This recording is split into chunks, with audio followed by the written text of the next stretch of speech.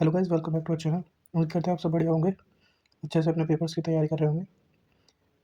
तो आज हम एआई की यूनिट 5 शुरू करने वाले हैं। पहले की 2 यूनिट हम करा चुके हैं, यूनिट 1 एंड यूनिट 2। एक बार उन्हें अच्छे से देख लेना। उसमें 7 मार्क्स से इंपॉर्टेंट टॉपिक भी मैंने बताया अच्छे से। जो जो आपके ज़्यादा इंपॉर्टेंट है रिपीट हुए वो मैंने आपको बता दिए। और इंपॉर्टेंट टॉपिक से एक बार मैं सेपरेट वीडियो बना दूंगा आप सबके लिए। तो ये हमारा चैनल है इंजीनियरिंग एआई लेनिफाई। तो इसे ज़्यादा से ज़्यादा शेयर करना, कमेंट करना और अपने दोस्तों में शेयर करना, ताकि हम जल्दी जल्दी नया कंटेंट ला सकें। और सब्सक्राइब करना ना भूलें। तो चलिए शुरू करते हैं। एक यूनिट 5, ये इसके कुछ टॉपिक्स एक बार इन्हें गो थ्रू कर लेना। चलिए शुरू करते हैं। पहला टॉपिक है हमारा एआई के एप्लीकेशंस। एआई जो है हमारे कई सेक्टर्स में यूज़ होने लगा है। हेल्थ केयर हो गया, गेमिंग हो गया, फाइनेंस हो गया, social media, travel, robotics, entertainment, speech recognition, NLP में। ठीक है, ये तो आपको पता ही है हेल्थ केयर में कैसे यूज़ होता है आजकल, गेमिंग में भी, फाइनेंस वगैरह। ये तो सब आप अगर आता है एप्लीकेशन तो 2 नंबर का टॉपिक है ये। आपको बस एआई एप्लीकेशन को डिफाइन करना है एक बार, और इसके ये एग्जाम लिख देने हैं। 2 नंबर में पूछा था, आप मैक्सिमम 4 लिखना, उससे ऊपर मत लिखना बिल्कुल भी। कोई मतलब नहीं है 2 नंबर के टॉपिक में बेफालतू में पेज भरने का। ठीक है, चलिए पहला टॉपिक है हमारा information retrieval. Information retrieval can be defined as a software program that deals with the organization, storage, retrieval, and evaluation of information from document repositories, particularly textual information. Information retrieval जो है हमारा एक software program है जो deal करता है organisation और storage से, जो रिट्रीव करता है एवोल्यूशन इन्फॉर्मेशन और फ्रॉम डॉक्यूमेंट रेस्पोटरीज से, रिपोजिटरीज सॉरी। जहाँ हमारा डाटा स्टोर रहता है ना, वहाँ से हमारे डाटा को रिट्रीव करके देता है हमें। और इसका मेन गोल होता है हमारा एक ऐसा मॉडल डेवलप करना जो retrieve information from a repository of a document, document के रेपोजिटरी से हमारा डेवलप डाटा निकाल सके। The ad hoc retrieval the user must enter a query in natural NL and describes that requires information, then the IR system will return the required document related to the desired information. जो हमें query चाहिए हम उसे correct query कर देंगे तो हमें बिल्कुल करेक्ट इन्फॉर्मेशन निकाल के देगा, वही इसका मतलब है। ठीक है, और आई आर जो हमारा वाइडली यूज होता है वो हमारा गूगल याहू में होता है। जैसे आपने गूगल में भी सर्च करके देखा होगा, आप कुछ भी सर्च करना चाहते हैं, जैसे मैं स्पार्क्स का शूज़ सर्च करना चाहता हूँ, मैं स्पार्क्स लिखूँगा, वो तुरंत मुझे वो देगा। स्पार्क्स के जितने भी शूज़ अवेलेबल है सारे सर्च करके दे देगा। ये नहीं है कि कैंपस वगैरह का सर्च करके देगा, अगर वो स्पॉन्सर होगा तो मिल जाता है, वैसे नहीं देगा। ठीक है, इसी कैरेक्टरिस्टिक्स एक बार देख लेना, ज़्यादा कुछ नहीं। तो फिर से कहते हैं आपसे सब्सक्राइब जरूर करना और ज़्यादा से ज़्यादा शेयर जरूर करना गाइस। तो बात है information extraction. Information extraction is the task that automatically extracts structured information from unstructured and semi-structured machine-readable documents and other electronically represented sources. इसका मतलब ये है एक्सट्रैक्शन जो हमारा एक टास्क है जो ऑटोमेटिकली एक्सट्रैक्ट करता रहता है स्ट्रक्चर्ड इन्फॉर्मेशन को, वो भी किसी भी अनस्ट्रक्चर्ड और semi structured machine readable document से। ठीक है, ज़्यादातर केसेस में एक्टिविटी कंसर्न जो होता है processing human language text by means of NLP. और one of the most trivial example is when your email extracts only the data from the message for your ad in the calendar. The instance of weather report with the temperature, wind speed and humidity are extracted. तो अगला topic है हमारा NLP. और ये वाला अगर topic आता है आपका 2 नंबर में आता है, आपसे ये पूछा जाएगा, बस ये भी 2 नंबर में 2 पॉइंट लिखना है आपके इसके और 2 पॉइंट लिखना है इसके। डिफ्रेंशिएशन में आता है यहाँ पर। तो आपको डिफ्रेंशिएशन तो आपको पता ही है कैसे देना। तो एक तरफ तो आपको लिखना आई आर और एक तरफ लिखना आपको आई। Information retrieval, information extraction, 2 point इसके, 2 पॉइंट इसके, 2 नंबर आपके कहीं नहीं है। अब आ जाता है हमारा एनएलपी। एक बार से गो थ्रू कर लेना, मैं आपको सिंपल शब्दों में समझा देता हूँ एनएलपी होता क्या है। एनएलपी हमारा होता है नेचुरल लैंग्वेज प्रोसेसिंग होता है। ये क्या काम करता है, मशीन को ह्यूमन लैंग्वेज समझाता है और ह्यूमन लैंग्वेज को मशीन लैंग्वेज समझाता है। क्योंकि आपने देखा होगा, पता होगा, हमारे जो कंप्यूटर्स होते हैं, मशीन होते हैं, वो हमारे बाइनरी कोड पर वर्क करती है, 0 और 1 पे। ठीक है, और ह्यूमन लैंग्वेज क्या अंडरस्टैंड करता है, या तो इंग्लिश होगा या हिंदी होगा, या जो उसकी वो होगी, जो भी बंदे की रीडेबल लैंग्वेज होगी उसे अंडरस्टैंड करता है। ठीक है, अब एनएलपी क्या काम करता है हमारा, जो हम उसे, जैसे ही कोई ह्यूमन है वो कुछ बोलता है, मैं कुछ भी टाइप वगैरह करूँगा इंग्लिश में, मैंने कुछ टाइप करा कि हेलो। अब कंप्यूटर को क्या पता हेलो का क्या है, वो क्या करेगा, एनएलपी हमारे इस हेलो को 0 और 1 में डिस्ट्रीब्यूट कर देगा। डिस्ट्रीब्यूट करने के बाद कंप्यूटर के पास जाएगा, कंप्यूटर के पास रिस्पॉन्स गया, जैसे रिस्पॉन्स गया कंप्यूटर के पास, कंप्यूटर समझेगा कि हाँ ये हेलो बोल रहा है, तो उस कोड हेलो को जब हमें रिप्लाई करेगा वो भी हमें 0 1 में रिप्लाई करेगा। अभी 0 1 जो है एनएलपी के पास जाएंगे हमारे, और एनएलपी हमारे पास इसे रिप्लाई कर देगा हेलो। ये NLP का सिंपल सा काम है, ठीक है। अभी इसका मैं एग्जांपल से बता देता हूँ आपको। जैसे आपने गूगल असिस्टेंट वगैरह देखे होंगे, हमारे गूगल असिस्टेंट है, चैट जीपीटी वगैरह है। जैसे आप इनको कुछ भी मैसेज करते हैं, रिप्लाई वो करते हैं, कोई अपना टेक्स्ट में बात करेंगे, मैसेज करेंगे या अपनी वॉइस नोट में भेजेंगे, तुरंत आपके पास उसी उसी फॉर्मेट में आपका रिप्लाई आता है। जैसे आपने वॉइस नोट भेजा, उसे कहेंगे आपने हेलो हाउ आर यू, तो सामने से रिप्लाई आएगा hello I am fine how about you, ऐसे कुछ कहेगा वो। अगर आप उसको टेक्स्ट करेंगे हेलो, तो सामने से कहेगा हाय, ऐसे टेक्स्ट करता है वो। तो NLP का ही पार्ट है, NLP इसको मदद करता है ये सब करने के लिए, ठीक है। तो आगे बढ़ते हैं, अभी एडवांटेजेस देख लेते हैं, इससे क्या क्या एडवांटेजेस है। NLP helps users to ask questions about any subject and get the direct response within the second। ये तो आपने देखा होगा, जैसे आप गूगल पे जाते हैं, गूगल पे गया मैं, गूगल पे जाकर मैंने कुछ भी सर्च करा, सर्च इंजन में, सर्च बॉक्स में मैं कुछ भी सर्च करता हूँ, तो मेरे को तुरंत रिप्लाई देता है उसके रिलेटेड सारा का सारा, कोई ये नहीं उल्टा सीधा रिप्लाई देता है मेरे को। NLP offer extract answer the question they same. जो मैंने आपको बताया कि जैसे मैंने कुछ सर्च करता हूँ मैं जैसे भी टाटा सियारा चल रही है, मैं सॉरी सियरा का सर्च करूँगा, जैसे सियरा का नाम लिखूंगा, तो मेरे को सियरा से रिलेटेड सारी इन्फॉर्मेशन दे देगा मेरे को लाइन बाय लाइन। पर ये नहीं कि जैसे सियरा सर्च करा तो मैं 120 700 की से और सारी मेरे को देगा डिटेल की डिटेल, वो सिर्फ सियरा का ही रिलेटेड आंसर देगा मेरे को, ठीक है। NLP as compare to communicate with humans in their language, it is very time efficient होता है, ठीक है। अब कुछ इसके डिसएडवांटेज देख लेते हैं। NLP may not show context नहीं शो कर पाता है, और NLP इज अनप्रिडिक्टेबल, NLP में रिक्वायर मोर की स्ट्रोक्स। अनप्रिडिक्टेबल तो होता है गाइस ये थोड़ा सा, ठीक है। और NLP is unable to adapt the new domains and it has limited function, that's why NLP is built for a single and specific task only। ये स्पेसिफिक टास्क के लिए बनता है, ये नहीं कि आपने इसे कुछ काम कहा ये कुछ और भी कर देगा, जो जिस टास्क के लिए बना है वही काम करेगा ये बस। अब NLP के बाद हमारे पास आते हैं तो वो टॉपिक, ये भी 2 नंबर के हिसाब से बहुत इंपॉर्टेंट है, क्योंकि 2 3 बार पूछा गया है ये भी। NLP NLU एंड NLG के बारे में डिफरेंस बताइए। तो NLU होता है हमारा नेचुरल लैंग्वेज अंडरस्टैंडिंग, और G फॉर जनरेशन, मतलब जनरेटिंग। ये हो गया हमारा नेचुरल लैंग्वेज अंडरस्टैंडिंग, और ये है हमारा नेचुरल लैंग्वेज जनरेटिंग। जैसे इनका काम है ऐसे, जैसे इनका नाम है ऐसे इनका काम है। NLU is the process of reading and interpreting language, और NLG is the process of writing and generating language. It produces non linguistic outputs from natural language input, और it produces construction natural language outputs from non linguistic outputs, sorry inputs. और ये 2 number में difference आता है, एक बार से देख लेना। अभी इसके कुछ एप्लीकेशंस है, मशीन ट्रांसलेशन हो गया, सेंटीमेंट एनालिसिस हो गया, स्पेलिंग करेक्शन हो गया, spam detection, speech recognization, chatbot, ठीक है। मैं आपको एक बार बता देता हूँ कैसे कैसे काम करता है। मशीन ट्रांसलेशन तो आपको वही हो गया, जो हम बोलेंगे मशीन को समझ में आएगा, और मशीन जो रिप्लाई करेगा वो हमें समझ में आना चाहिए। ये हमारे सेंटीमेंट को भी एनालाइज करता है, कैसे बात कर रहे हैं वो भी चेक करेगा हमारा। स्पेलिंग को करेक्ट वगैरह करता है, जैसे आपका गूगल का आप व्हाट्सएप वगैरह यूज़ करते होंगे तो ऑटो करेक्ट आता है, वो स्पेलिंग करेक्शन होता है हमारा। स्पैम डिटेक्शन आपने जीमेल में चेक करा होगा अपना, जैसे आप अपना मेल खोलते हैं उसमें पहले से फिट होता है, अगर इस फॉर्मेट होता है एक स्पैम का, कि अगर इस फॉर्मेट में अगर कोई मैसेज आता है, स्पैम के फॉर्मेट में कोई मैसेज आता है, वो सीधा स्पैम बॉक्स में गिर देता है। और अगर उसको लगता है कि इस फॉर्मेट में नहीं है, तो वो अपना उसमें आ जाता है बॉक्स में, ठीक है। स्पीच रिकॉग्निशन में जैसे हमारा गूगल वॉइस असिस्टेंट वगैरह हो गया, और चैटबॉट में तो हम देख रहे हैं। अगर ये क्वेश्चन आता है 7 नंबर में, अगर आपके पास 7 नंबर में ये क्वेश्चन आता है, आप NLP को एक्सप्लेन कर देना, ये डायग्राम बना देना अच्छे से, एडवांटेजेस को डिफाइन कर देना एक बार, डिसएडवांटेजेस को। NLU NLG अगर आप चाहो तो इसे भी ऐड कर देना, वेटेज भी बढ़ेगा, और इन सबको डिफाइन करता है ना इसके एप्लीकेशन को। आपके 7 नंबर आपको पूरे अच्छी तरीके से मिल जाएंगे without any problem, 7 number confirm. पर करना क्या, आपको याद रखना 2 पेज आपको भरने ही भरने हैं, जब जाकर आपको 5 नंबर का आसपास का कंटेंट आपका बनेगा। डायग्राम हो सके आप डायग्राम ऐड कर दो उसमें, आपको लगता है कि मैं इसमें डायग्राम की मदद से समझा सकता हूँ, जैसे स्पैम डिटेक्शन में ये डायग्राम हो गया, आपका सेंटिमेंट एनालिसिस में ये वाला हो गया, स्पीच रिकॉग्नाइजेशन में चैटबॉट का ये हो गया।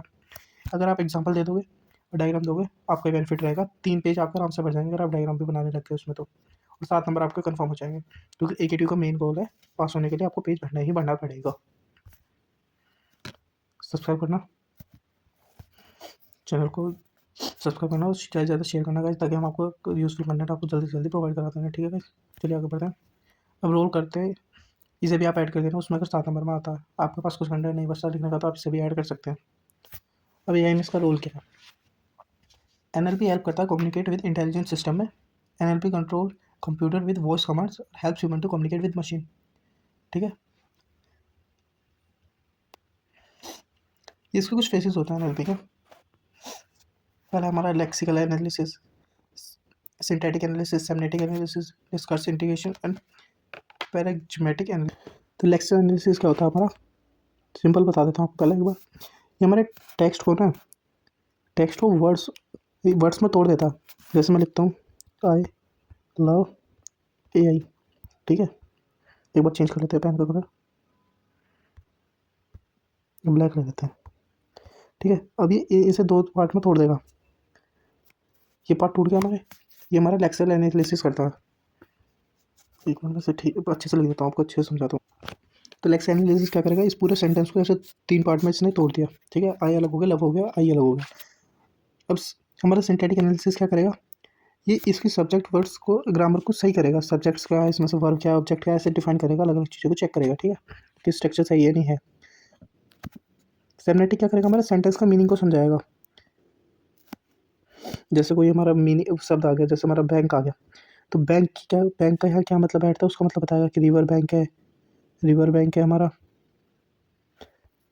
या हमारी मनी बैंक की बात हो रही है, या रिवर बैंक की बात हो रही है, इसके बारे में हमें बताएगा। ये हमारा सिस्टमेटिक का मतलब होगा, ठीक है।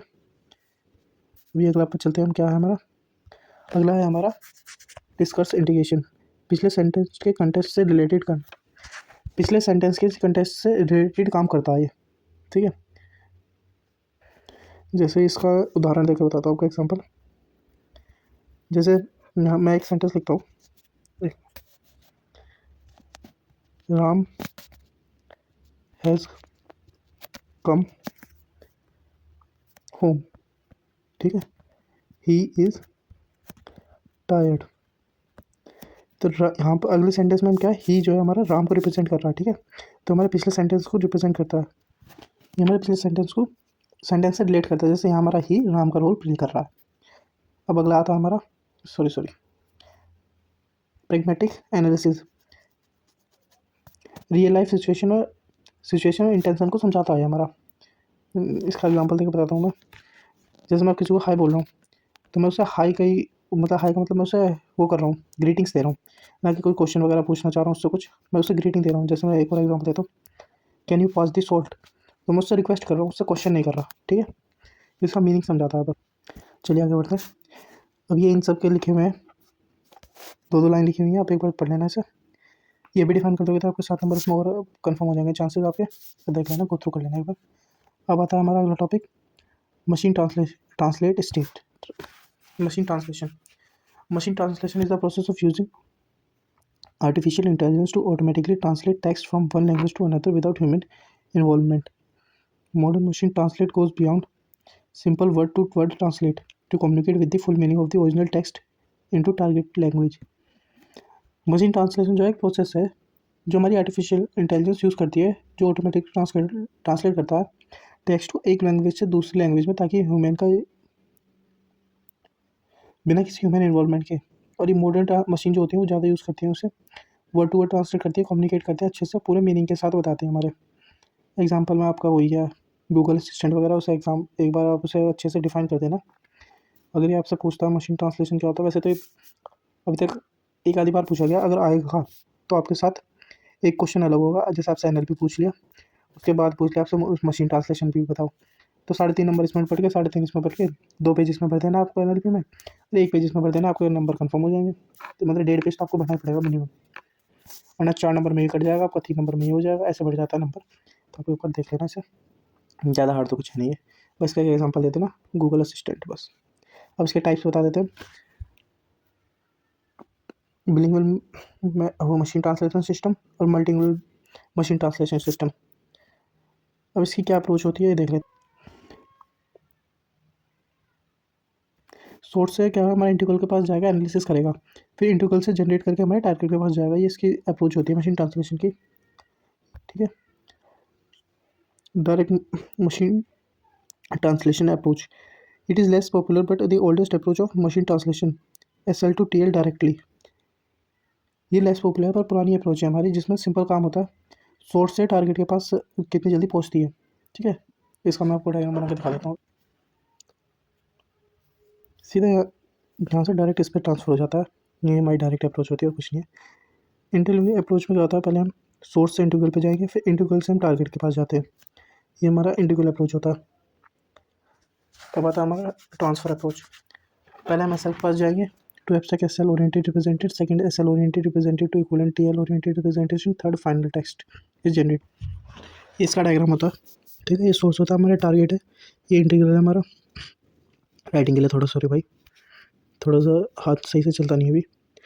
ये हमारा एनालिसिस है, ये हमारी जनरेशन है, ये हमारा ट्रांसफ़र है, हमारा डायरेक्ट ट्रांसफ़र है, ट्रांसफ़र अप्रोच ये हमारा डायग्राम होता है, ठीक है। इसे बना देना अगर आपको आता है तो। ये this is an emerging approach for machine translation. It uses large amount of data. Raw data consists of the text and other translation and analogy based, example based memory machine translation technique used in immersive and empirical machine technician approach. ये इसका diagram है, एक बार आपको zoom करके दिखा देता हूँ मैं। ऑब्जर्वेशन होता है, इंट्रोडक्शन होता है, डिडक्शन, टेस्टिंग, इवोल्यूशन, ये इसके फेजेस होते हैं। ये ऐसे काम करता है। चलो आगे बढ़ते हैं। अब प्रोसेस ऑफ मशीन ट्रांसलेशन का कैसे प्रोसेस होता है, ठीक है। सोर्स टेस्ट है, सोर्स टेस्ट से हमारे पास वो है यूज़ ऑफ ट्रांसलेटिंग सॉफ्टवेयर से हमने ट्रांसलेट करा इसे मशीन ट्रांसलेशन इंजन में। ऑटोमेटिक ट्रांसलेशन आउटपुट आएगा, ह्यूमन पोस्ट एंडिंग, फिर क्वेश्चन आंसर स्टेप होता है और फिर फाइनल स्टेप हमारा आउटपुट मिल जाता है हमें। शेयर जरूर करो गाइस एंड सब्सक्राइब। आगे बढ़ चलते हैं। अब हमारे पास engineering A L speech recognition. तो स्पीच रिकॉग्नाइजेशन क्या होता है हमारा? Speech recognization is the process that enables a computer to recognize and respond to the spoken words and then convert them in a format that the machine understood. ये हमारी भाषा को speech को ही उससे कन्वर्ट करता है ताकि कंप्यूटर हमें समझ जाए, हमारी बातों को सुन ले। जैसे आपने गूगल असिस्टेंट का आपने फीचर देखा होगा, हे गूगल वाला, आपने एक फीचर देखा होगा गूगल असिस्टेंट का, हे गूगल जैसे आ जाता है, जो आपने भी देखा होगा अपने डिवाइसेस के अंदर चेक कर पर। ये हमारा स्पीच रिकॉग्नाइजेशन का एक मॉडल है, ठीक है। अब क्योंकि हमने एक बार इसमें अपनी वॉइस फीड करी है, जैसे आप इसको सेटअप करोगे तो आप सेटअप के टाइम में आपसे कुछ चीज़ें बुलवाता है, जैसे हे गूगल, ओके गूगल, तो ये सब बुलवाता है, तो ये वही है। अब speech recognization is widely used in digital assistant, smart speakers, smart homes and automatic for variety of services, product and solution. Alexa में भी ये यूज़ होता है, ठीक है। अब तो हर जगह यूज़ होता है स्पीच रिकॉग्नाइजेशन का। अब एल्गोरिथम क्या है इसके? पहला तो NLP हो गया, फिर हिडन मार्कोव मॉडल है और नेचुरल नेटवर्क है। NLP जो हमने पीछे पढ़ा था, आपको वही डिफाइन करना है इसमें NLP के बारे में। अगर आपने स्किप करता है तो मैं आपको बेसिक में समझा देता हूँ।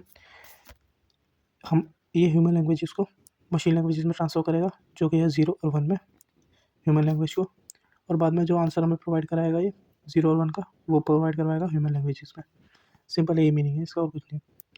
एक बार पैसे गो थ्रू कर लेना, पीछे पूरा 7 नंबर के हिसाब से बताया था मैंने आपको, और स्पीच ऑर्गेनाइजेशन को आ गया तो जब भी आपको लिखना पड़ेगा, ठीक है। अब हिडन मार्कोव मॉडल क्या होता है? Markov-Chain model is useful for observational events such as text inputs. Hidden Markov model allow us to incorporate hidden events such as a part of speech tags into a probabilistic. Hidden Markov model में क्या होता है? ये ऐसा मान के चलता है मॉडल कि जो हमारे एक्चुअल वर्ड होते हैं ना, उन्हें हिडन स्टेट में रखता है, और जो हमारी साउंड होती है ना, उसे ऑब्जर्वेशन स्टेट में रखता है बस। इसके हमारे 3 वो होते हैं, कंपाउंड होते हैं, स्टेट, ठीक है, ऑब्जर्वेशन, और एक आता है हमारे पास प्रोबेबिलिटीज़। इन्हें ऐड करना मैं भूल गया गाइस, एक बार इन्हें आप याद रख लेना। PDF में मैं ऐड कर दूंगा उससे बाद में, और आप जब अपने नोट्स बना रहे हो उसमें ऐड कर लेना इन्हें। स्टेट्स में हमारे हिडन स्टेट को रखता है, फिनोमेनल्स और वर्ड्स को जो डायरेक्ट विजिबल नहीं होते। ऑब्जर्वेशन में क्या होता है? ऑडियो और फीचर्स रखता है हमारे साउंड सिग्नल्स के लिए। और प्रोबेबिलिस्टिक में होता है ट्रांजेक्शन प्रोबेबिलिटी होती है हमारी इसके अंदर, इमेजिन प्रोबेबिलिटी होती है, इनिशियल प्रोबेबिलिटी होती है। तो प्रोबेबिलिस्टिक के अंदर हमारी आती, एक मिनट क्या हो गया ये, सॉरी गाइस, सॉरी भाइयों, अभी दोबारा बता देता हूँ मैं आपको। इसमें आती है हमारी प्रोबेबिलिटीज एक। अब प्रोबेबिलिटीज़ के अंदर आती है हमारी पहले ट्रांजिशन प्रोबेबिलिटीज़, ठीक है। ट्रांजिशन के अंदर हमारा क्या आता है? हमारे एक स्टेट से दूसरे स्टेट में जाने की प्रोबेबिलिटी बताता है हमारे ट्रांजिशन स्टेट प्रोबेबिलिटी में। दूसरी आती है हमारे पास एमिशन प्रोबेबिलिटी, ठीक है। एमिशन प्रोबेबिलिटी में क्या होता है? एक स्टेट से कौन सी साउंड निकलेगी वो बताएगा हमारा, ठीक है। 2 तो ये हो गई, और तीसरी आती है हमारी इनिशियल प्रोबेबिलिस्टिक। इनिशियल में क्या होता है? स्टार्ट स्टेट की प्रोबेबिलिटी बताता है, कि हमारी स्टार्ट स्टेट क्या आउटपुट देगी, क्या प्रोबेबिलिटी उसकी डिफाइन करता है हमारी। ये होता है हमारा हिडन मार्कोव मॉडल हमारा, ठीक है। और एक लाइन में अगर याद रखना है उसके लिए मैं बता देता हूँ आपको, HHM जो होता है वो स्पीच के सीक्वेंस ऑफ साउंड्स में हिडन वर्ड्स प्रिडिक्ट करता है यूजिंग प्रोबेबिलिटी, ठीक है। प्रोबेबिलिटी की मदद से सीक्वेंस ऑफ साउंड्स में हिडन वर्ड्स को फाइंड कर लेता है। बस ये इसका मतलब है सिंपल शब्दों में। अगर 2 नंबर में पूछ ले तो आप ये बता देना कि हिडन वर्ड्स वो सीक्वेंस ऑफ साउंड्स में से हिडन वर्ड्स को प्रिडिक्ट कर लेता है। अब नेचुरल नेटवर्क पर आता है, neural network. A neural network is a series of algorithms that endeavors to recognize underlying relationship in a set of data through a process that mimics the way of the human brain operates. In this sequence, neural network refers to the system of neurons, either organic or artificial in nature. आपने neural network का आपने bio में एक topic पढ़ा होगा, neural nerves वाला। Same वही concept है यहाँ पर, ठीक है। बस सिग्नल को ट्रांसफर होता है। ये एप्लीकेशन है हमारे ऑटोमेटिव में, technology, health care, sales, security, समय, स्पीच रिकॉग्निशन आ रहा है, जैसा आपको बताइए, ठीक है। अब है हमारा रोबोट।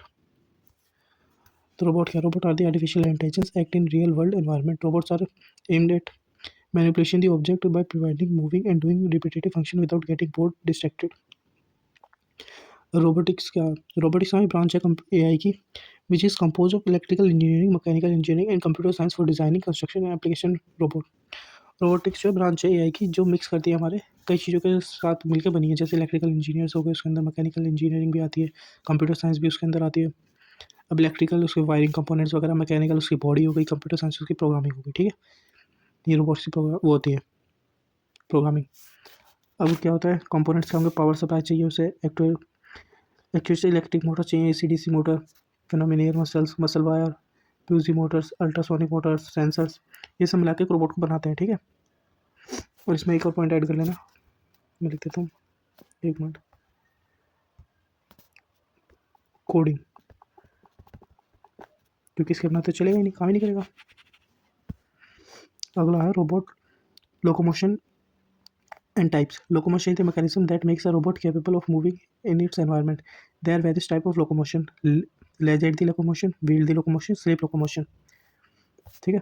अब motion of mobile robot, motion of mobile model में आता है हमारा test robot move on the ground, wheeled robot are most common type of robots in this category. ये आपने देखा होगा, चाइना वगैरह की वीडियोस वगैरह देखे होंगे आपने, उसमें जो एक रोबोट जो होते हैं वो टायर वाले चलते हैं, मतलब उनमें कोई वैसे ह्यूमन मूवमेंट नहीं होता जैसे हमारे मशीन चलती है, मतलब एक कार वगैरह चलती है उसकी तरह ही, बस पहियों पे, यहाँ पहिए लगे हुए हैं उसके, तो वो पहियों पे ही मूव करता रहता है, आगे पीछे होता रहता है। मैं आपको फोटो दिखा देता हूँ पर उसकी, एक मिनट। इस रोबोट की बात कर रहा था मैं गाइस, जैसे आप देख पा रहे हैं ये टायर पे काम करता है, वैसे काम नहीं करता, ठीक है। ह्यूमन की तरह लेग्स नहीं होते इसके, टायर वगैरह पे ही मूव करता रहता है। ये बता रहा था मैं आपको। अगले पार्ट पे चलते हैं हम, इसे हटा देता हूँ। Airborne robot, robotic helicopters, robotic control parachutes have been deployed. ये तो आपने वो देखे होंगे, आपने रिमोट कंट्रोल हेलीकॉप्टर्स वगैरह यूज़ करे होंगे, ड्रोन वगैरह, ये उसका एग्जाम्पल है, ठीक है। Aquatic, this type of robot operates in water either at surface और अंडर वाटर। आपने वो देखे आपने RC टॉयज में रिमोट कंट्रोल सबमरीन्स हो गए और आपका शिप्स हो गए, वो इसका एग्जाम्पल दे सकते हैं। और space, robots are design to operate in microgravity of outer space, typically for space station maintenance. ये इसलिए तैयार किए गए हैं ताकि अगर बाहर बिना पैराशूट के, उसके बिना स्पेस सूट के अगर हमें स्पेस में जाना पड़ जाए तो रोबोट वहाँ पर आराम से सर्वाइव कर सकते हैं। ह्यूमन सर्वाइव नहीं कर सकता, पर मशीन जो है वो सर्वाइव कर सकती है स्पेस में, ठीक है। आगे बढ़ते हैं। तो यूनिट 5 की कंप्लीट हो गई है। अब अगर आपको मैं इसमें 7 नंबर का क्वेश्चन और बता देता हूँ, अगर ये रोबोट वाला आपको 7 नंबर में पूछा गया तो आपको रोबोट बताना है, रोबोटिक्स को डिफाइन करना है। रोबोटिक्स के अंदर आपको electrical engineering, mechanical engineering and computer science designing के बारे में डिफाइन करना है। फिर उसके कंपोनेंट्स को डिफाइन करना है, एक रोबोट के अंदर क्या क्या कंपोनेंट्स लगते हैं, कैसे बनता है वो, ठीक है। फिर लोकोमोशन का तो इतना कुछ इंपॉर्टेंट नहीं है, आप ऐड करना चाहो तो कर सकते हो इसे, और एक एक इनके टाइप का एग्जांपल दे देना आपको, ठीक है। 7 नंबर आपके यहाँ कंफर्म हो जाएंगे। भाई यही था यूनिट में, और कुछ नहीं है, ठीक है। स्पीच रिकॉग्निशन का मैंने आपको बता दिया था, ये 3-4 टॉपिक थे इस यूनिट के। तो उम्मीद करता हूँ आप अच्छे से तैयारी करना और अच्छे मार्क्स स्कोर कर पाएंगे आप। थैंक यू वेरी मच, और चैनल को सब्सक्राइब करना ना भूलें और शेयर जरूर करें अपने दोस्तों में ज़्यादा से ज़्यादा। ताकि मैं ऐसे अच्छे से कंटेंट आपके लिए लाते रहें।